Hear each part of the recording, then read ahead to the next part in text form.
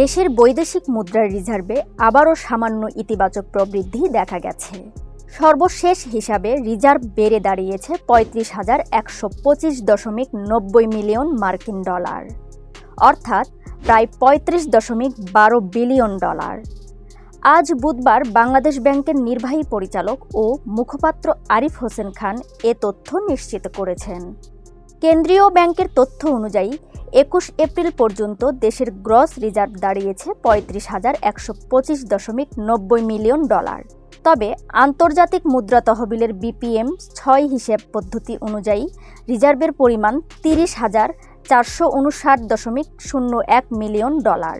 এর আগে ১৬ April gross reserve ছিল ৩৫,০৩৮ মিলিয়ন ডলার এবং BPM-6 অনুযায়ী ছিল ৩০,৩৬৬.২৪ মিলিয়ন ডলার।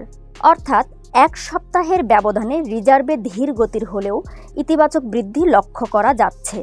অর্থনীতিবিদরা বলছেন, প্রবাসী আয় বা রেমিটেন্স প্রবাহ বৃদ্ধি, রপ্তানি আয় এবং বৈদেশিক মুদ্রা ব্যবস্থাপনায় তুলনামূলক স্থিতিশীলতার ফলে এই উন্নতি হয়েছে।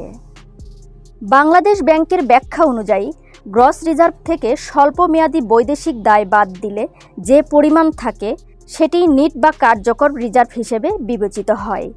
আর এই নিট রিজার্ভই দেশের বৈদেশিক লেনদেন সক্ষমতার একটি গুরুত্বপূর্ণ সূচক।